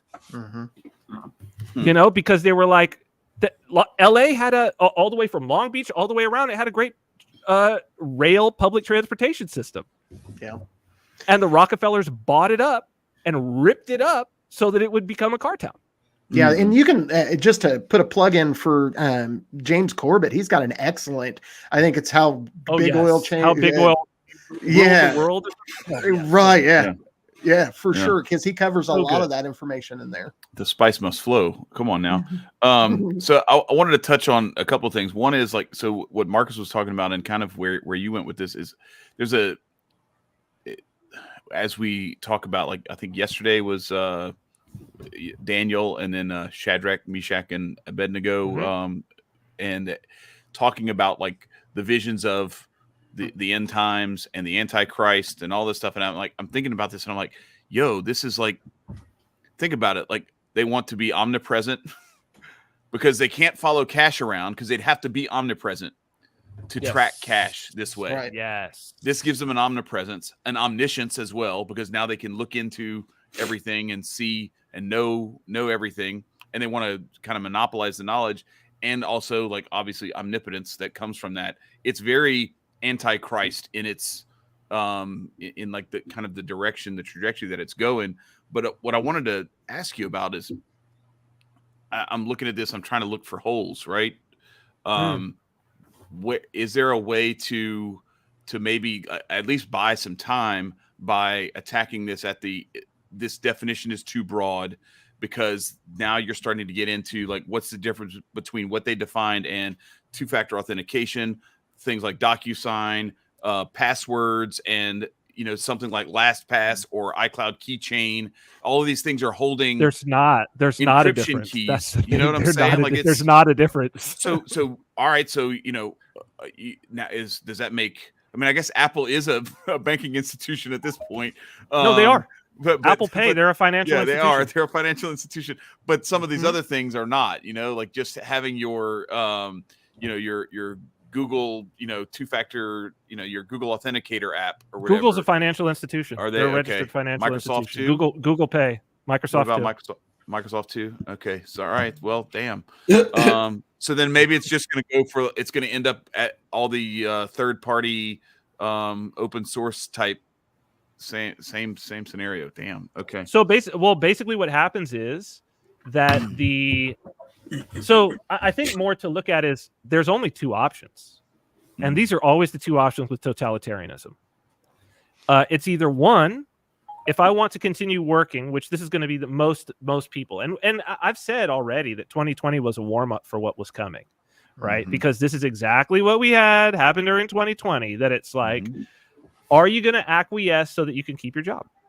That's like at the end of the day, that's what it's going to come down to. It's like, oh, do you want to keep? You've spent 10 years in this industry. Do you want to keep being a developer? Yes, I very much would. Okay, well, you're going to have to close down all your open source repositories, and you're going to have to go to work for Google. Yeah. We're hiring. We'll do it. And you know what? Most developers will do that. Yeah. And this is exactly what happened in communist regimes, right? That it's like, well, I'm a professor. Maybe I don't agree with it, or even a priest. We heard that certainly in Russia when the Bolsheviks came about, even though they were total atheists and against the church and killing clerics. There were plenty of priests who were like, well, this living church, at least we'll still be able to have liturgy, and maybe I should just go that direction. And a lot of them did. Or you live not by lies. That's it. You only have those two options, right? And it's just like, this is a lie. It's an absolute lie. And it's not about, I think when it's totalitarianism, when you're really confronting somebody who thinks that they have sovereignty to the point where they can say, I own the number 3, and you have to get a license from me to store the number 3 in a piece of software, not even to store it in the software, to write a piece of software that potentially could store the number 3. When somebody is saying that, it's just that, no. Like, there comes a point. There just comes a point where it's just like, you know what? I'm not even going to fight this. Like, I don't need to fight you on this because you're already insane. Yeah. Like, if you have all the guns, you're already an insane person. It's not going to matter. I don't need to fight you because what you're saying here is beyond the pale. Beyond the pale. And the fact that anybody's going along with you is because they're just scared of you. You know, and that's not to say that this isn't dictates by fear. That this isn't terrifying. Like, for me, this is absolutely terrifying. Sure. You know what I mean? Because it's like you look at something where you're like 100% sure that it is a moral and ethical and virtuous activity, and the entity that could do you more damage, an entity that literally vaporized hundreds of thousands of people in an instant with nuclear weapons, is now is now specifically to you saying, guess what, buddy, you're next. Right. Here, this is you right here. And I'm a father. I've got children. Is this terrifying? Of course it's terrifying. Right. It's absolutely terrifying. But at the same time, there comes a point, man. Like, there comes a point where it's just like, I'm sorry. I'm not gonna. I don't need to pick up a gun and go shoot anybody. I don't need to do anything. But I just need to say, well, I'm not going to live by that lie. I'm sorry. Right. Well, for me, it comes down to one thing. I was told a long time ago by a very good friend of mine who is not corporeal that my knees were meant for God and God alone, and they will not bend for anyone else. So they can take their banking ideas and shove them straight up their ass. And yes, it will be hard. It will be hard. But you know what? There's a whole lot of people that make it work in San Francisco right now, and they have drugs, and I don't need drugs. So I'll be better off without some heroin. I'll deal with some camping.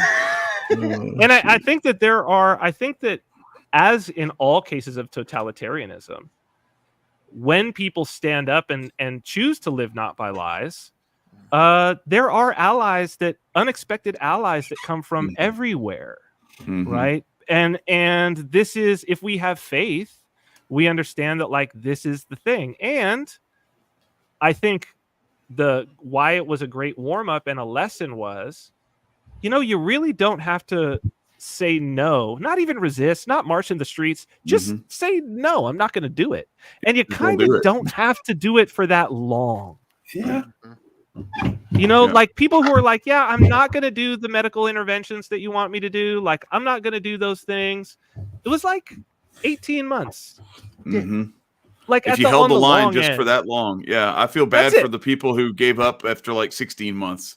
I was like, damn, like You're almost 2 there. more months yet. You're 2 more almost months there. yet.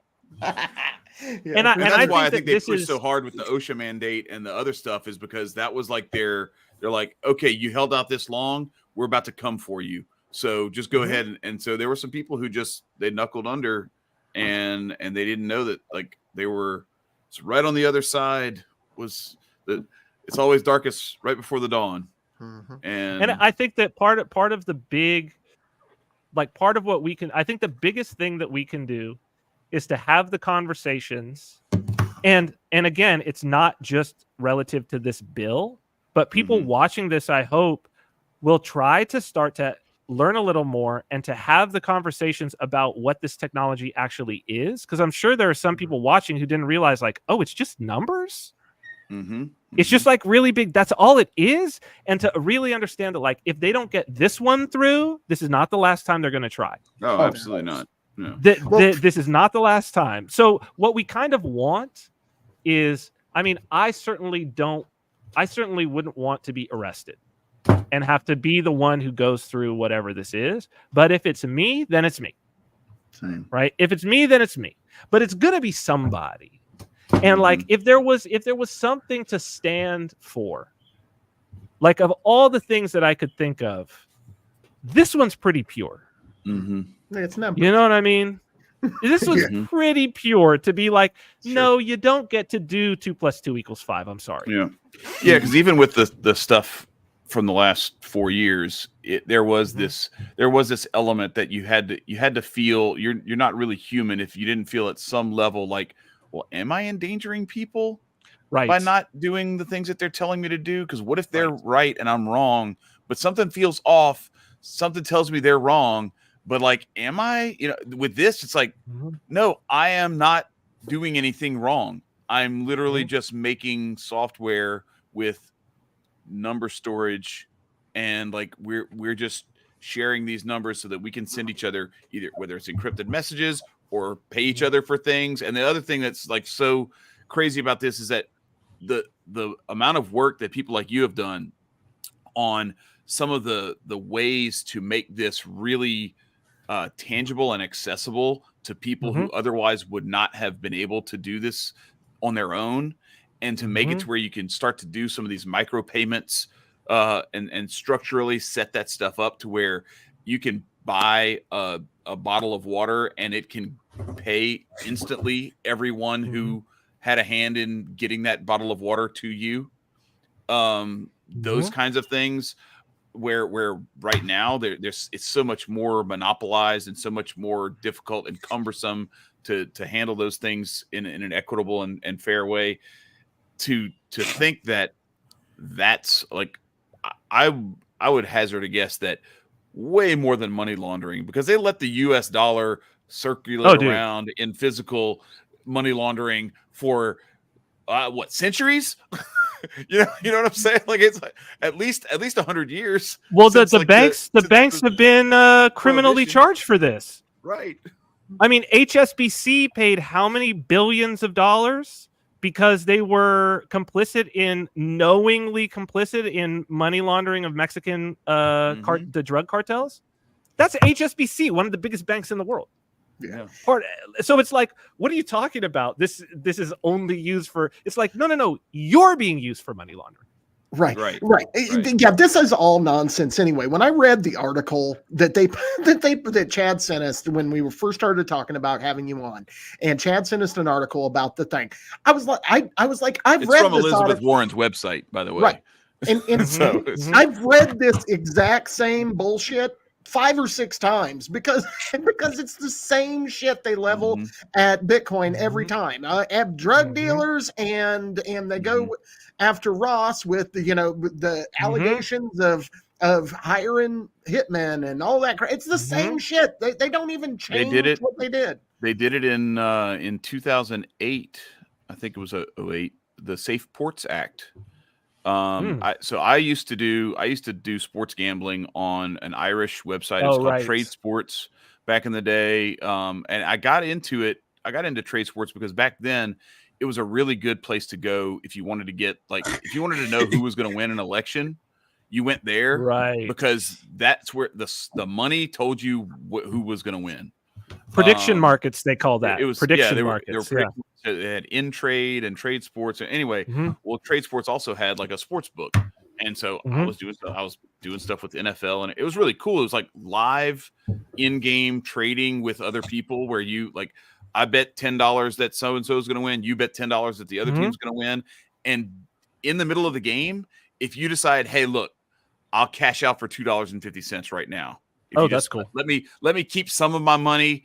And even if they come back and win, I don't care. At least I didn't lose all $10, you know? So you had that capability. It was really fun. And the Safe Ports Act came through, and all of a sudden you could not fund those with Visa, MasterCard, any of those kinds of things. You had to mail a check to Ireland and wait for it to clear. So the whole thing dried up. They went belly up because the money just wasn't flowing anymore. Because who's gonna, like, I want to bet this game that's coming on in 30 minutes.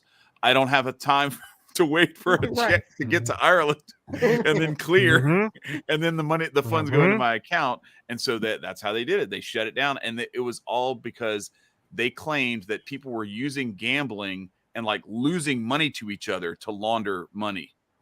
It was like, it's so much. And you know what? That may have been occurring, but compared to the total number of transactions that were taking place, it's going to be some small percentage. And it's like, yeah, but you could say that about restaurants. Anything. Yeah. You could say the restaurant, dry cleaners. You could say that about any business. Name a business, and I'll find you an example of someone who started that business as a front to launder money. Yeah. Does ice cream stand? Bad. It doesn't matter. Dude. Did it at Los Pollos Locos chicken That's restaurant. what I'm saying. That's what I'm saying, dude. Or it's no, not. It's Pollos so, Hermanos. That's what it was. It is the most ridiculous, idea that they could push forward. But what it really, I think, is displaying is, unlike a sports gambling thing. It really has gotten so far at this point to where they've reached theater of the absurd. Like, it's not even a business; it's just a piece of software. Right. Right. It's a piece of software where the code is available for everybody, and all it's doing is it's just doing a known mathematical formula in the form of computer code. And what's wild about it too is that they never did what they do with cannabis. You've always been able to buy it with credit cards. You've always been able to just put your debit card in there, put your bank routing number or whatever in there, and just auto deposit on your Coinbase account. Well, they haven't made it illegal. That's what's interesting, right? Yeah. It's not. They did this interesting end around where they're not criminalizing it, but they're just saying you have this onerous set of responsibilities that, the banks have, tens of millions, hundreds of millions of dollars a year they spend on their compliance departments. Right. An individual bank like Chase, how much are they spending on their compliance department, on their BSA department, and their lawyers? How accountable are they going to be held for this? Oh, they're not. Whereas you better. I remember I was listening to Tom Woods back. It's like almost 10 years ago or something like that. He was talking to this guy who he had a chicken farm, and he had like 50 chickens on his farm. And they had an inspector come and look at the beak and the feet of everyone. Look under their wings. Look, everything. Check their feathers and everything. We don't have time for this shit. Said they went to this like Tyson factory or something like that. Don't check anything. They had an inspector who had an office, and he just sat in his office all day. And they're putting out like hundreds of thousands of chickens a day. He's never checked one of them. Right. But he'll go to this little farmer and he'll look up their butthole and everything else to try to find out if they have any kind of, parasite or infection or anything like that. It's like, man, it's a racket. Yeah. It's a racket. And I mean, this is, I hopefully this will wake some people up as to the fact that this racket is like top to bottom. It's just that right now, what we can communicate to people with this issue gives us a chance to communicate to people that, like, it's absurd at the level that they say that because people might be like, well, but chickens, and maybe they're healthy, maybe they're not. You know what I mean? I think that when they've screwed up. because they've gotten to the fundamental levels. And that's where you get into like the apocalyptic idea of like, yeah, when they start putting numbers on people's foreheads and their palms, and you can't buy or sell without a number on your forehead or palm, you've reached a level of absurdity. Yeah. Mm-hmm. And that's the point where it's kind of over. You're done at that point. Like that's the end. If you had an empire, your empire's finished. That's basically the sign that your empire's done. You've become absurd.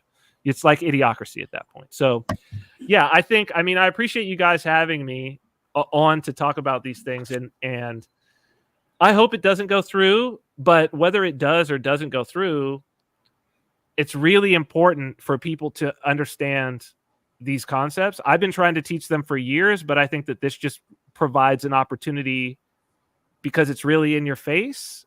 And to a certain degree, seeing all of those co-sponsors on it, to understand somebody is scared. Yeah. Mm-hmm. And to really lay out that, like, look, what they're scared of is not that you're going to buy some Bitcoin and the number is going to go up and you're going to make a 30% return on your investment. Right. That's not what they're scared of, dude. There's something else going on. And I think people need to ask themselves, what is it about this thing that I don't understand? Because why are these people, these very, very powerful people, so scared of it? Mm-hmm. Mm-hmm. What is the threat that it's really presenting? And that's the place to start. Amen. When That's those the same start. people were telling you 10 years ago, you're stupid if you buy this stuff because it's not, or not even 10 years ago, it was 5 or 6 years ago, 2017, when you had the big run up, latter part of 2017, 2018, where I remember Warren Buffett and all these bankers and everything were talking about how this is stupid. Do not put your money in that. It's too risky, blah, blah, blah, all this stuff. Now turn around. Now they're like, holy crap, how do we stop this? Well, because the more people, what's interesting is everybody starts out with just like, let me buy some and number go up. Right. That's where everybody starts. But what they know is what the powers that be know, the people who understand what the real threat is they know, well, let's say for every 100 of those, 2 of them figure out what this thing really is, which is true. That's esoterica, right? At the end of the day, that's how the esoteric works, is that it's like you have, of the novices, of the people who are just initiated, maybe 2% of them get into the inner sanctum. And it's like, well, at a critical mass of people in that inner sanctum, you have a problem. Yeah. Like if you're the powers that be, you have a real problem with the critical mass of people in that inner sanctum, right? It's, I mean, for at a materialist level, you could look at it as like special forces, right? That the number of, because you have a certain number of your military, a percentage is going to be your special forces. Well, when your military gets big enough, you actually have an army of special forces. Right. And now everybody else is they've got a problem. Yeah. Right. You're elite. And so that's really what I think they're trying to nip in the bud, is that the elite has grown. And it's grown to a place where it can actually, and Tether, the company Tether, I mean, they've branched out now. So they're building all kinds of software. Now they're funding software that basically creates these tunnels where you don't even like go through. It can punch through routers. It's called hole punch, to where you can start to have. It's gonna disrupt YouTube. We could have this completely peer to peer, and the more people that were listening, the stronger the signal. It's like a combination between BitTorrent and WebRTC, if people know that, whatever it is, but it basically eliminates the need for all the platforms, YouTube, Telegram, and their first initial systems of this is already out, and it's funded by Tether. Right? So it's so weird that it's like, whoa, no, this is way bigger. And they're actively saying, like, the same executives from Tether are getting on stages now talking about this new hole punch, and Keat is their app. And even in the past few months, and they're like, yeah, we're going to kill YouTube. Nice. And it's end-to-end encrypted and peer-to-peer. And you'll be able to send money, through it. Hey man, you had me at fuck YouTube. So, and yes, I know we're on YouTube, but Yeah. Also on Rumble. But- so yeah. shout out to Mhm. Rumble, but Mhm. it's still not that level though of being and so this truly is the free threat. and peer to peer. Yeah. That's the threat. And I mean, there's, I think that just for people to try to look deeper, what is the establishment afraid of? Why are they afraid of this technology? And then grab some of that knowledge for yourself, because it's free. Facts. Mm-hmm. Like, all you have to do is go after it. It's all there for you. And it's incredibly powerful because it's being attacked by the most powerful individuals. It's just a threat to them. So we've got a chance as the people of the world to, like, we're at an inflection point. I really feel like, like, we can either decide, okay, we're going to grab this and we're going to move forward as humanity, or like, this is the end.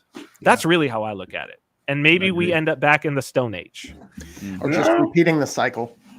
Yeah. So, and maybe that's what happens. Like, maybe we can't break out of that cycle. Maybe that's just how it is. You know what I mean? Maybe. I don't know. But what I do know is that I'm not going to live by lies, for sure. No, for sure. I do want to, first of all, say, Cyprian, it is really hard to continue calling you Cyprian, because forever you've been on, right? Call me Vin. Right. So I really appreciate you coming on, because I've learned an awful lot tonight, whether the other people that are paying attention learn or not. I learned a shit ton. So I'm very happy to have had you here. And I know that for many people, this is it, like you said, it can be terrifying. I mean, we're talking about, people who like to murder people all over the world, having control over your money. Completely and totally controlling your money. So that's frightening. But I want to interject a little bit of hope, because this was going to be the quote for tonight, but Chad found one that he liked, and so we did that. But I want to interject this quote into this place, because I think that it is true in this juncture, and that it's by Gandhi, and the quote is, "When I despair, I remember that all throughout history, the way of truth and love has always won. There have been tyrants and murderers, and for a time, they can seem invincible. But in the end, they always fail. Think of that. Always." So I know that everybody here is a believer in God. I believe in God, and I believe deeply that God has a plan for us, and that part of that plan is when somebody says 2 + 2 = 5, you say, "I'm sorry, but that's not true." Part of that plan is sticking up for what is true and being willing to stand against those who are preaching falsehood. And Ben, I'm right there with you, and I'm glad that you're in our corner, fighting the good fight. And anytime you want to come back on, man, you're always welcome here. Oh, appreciate it. It's an honor to be with you guys. Thank you for having me on. Thank you for patiently walking through this whole thing with me, and I hope that the audience got a reward from it. Yeah. It needed to be approached the way that it was. I think it was we on-ramped into it well, and then we kind of like took the jumping off point where it needed to go, because I think that's what it means, then what it is and what it's doing, and then how do we respond to it, were the three acts of this that I wanted to get through. And I think you did a great job of taking us through that. Thank you. And it's always cool too. Like the little side quests, little side journeys that we go on are also very, I don't know, they're enlightening, but they're also like gratifying and edifying. Like it's a good place to be.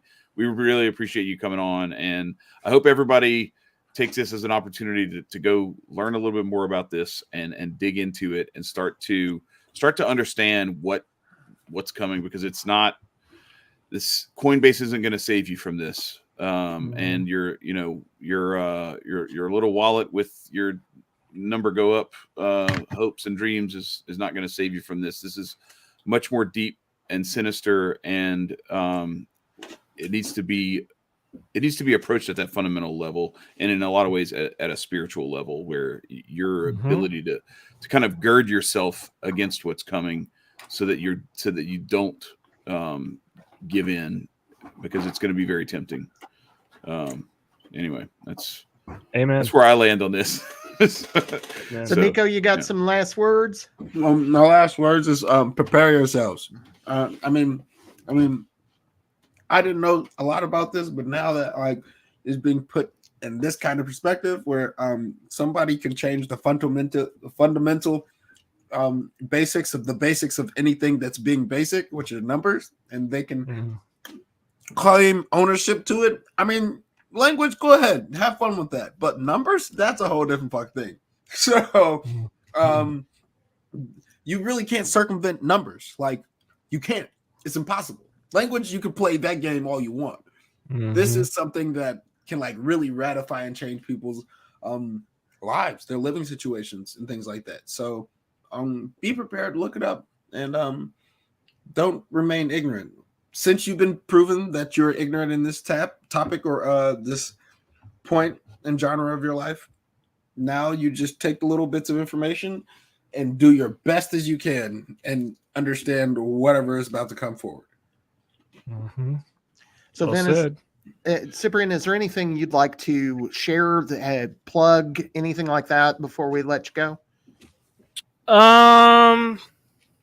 Well, if people do ask, one of the things that people have asked is about, how do I reconcile, my sort of spiritual or religious reality with Bitcoin. And I actually did write a book on this topic that is now feeling very prophetic, that I wrote a couple of years ago. And I was only selling it for cryptocurrency, but I recently, I really got a message of, go ahead and let it be sold on Amazon. So if people are interested in how I reconcile that, my book, Render Unto Caesar, Prophecy, Profit, and Proof of Work in the Dim Age, if they want to check it out, they could. It's on Amazon now. So people were like, just release it on Amazon. So I did release it. You can buy it on Amazon, Render Unto Caesar.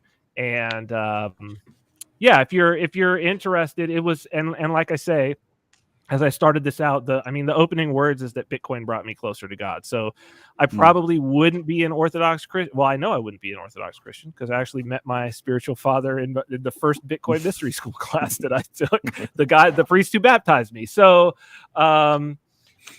there's something here. I guess that's what I would say. Yeah. Is like, there's deeper things afoot.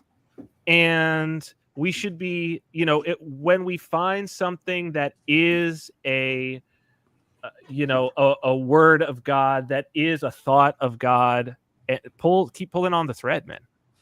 Keep pulling on the thread. Now's the time. That's all we've got. So yeah, that's it. That's what I would say. Thank you guys again. Yeah. I have to say, like, that this somehow it brought me there too. Like, it's through you, and I can't thank you enough for. It's not just like what you showed me and what you made evident to me through just our casual interactions, and then as we went deeper when you came on the show a couple of years ago and things like that. But it's also just like the way that you, because being in the Bitcoin Mystery School Telegram chat and the way that you approach those conversations and the patience that you have with maybe sometimes I think we try your patience, but you have a lot of patience to take us through those things, both the Bitcoin stuff and the stuff dealing with orthodoxy. But I can't thank you enough for like how that road was, in a way paved by you and also, Father Turbo and Andrew, shout out to them too on the Royal Path podcast. Thank God. The conversations you guys have had over the last couple of years have been awesome to witness. So anyway, really appreciate it. And I don't know if you're going to bring Bitcoin Mystery School back or not, but if you do, we will let everybody know. And, sweet. If you do, I'll try to get in on that too. Yeah, that'd be good. That'd be good. Now would be perhaps appropriate for it. So yeah. Gentlemen, thank you so much. Yeah, thank you. Appreciate it. All right, everybody. If you don't know how we end here, just Stay free. Peace, y'all.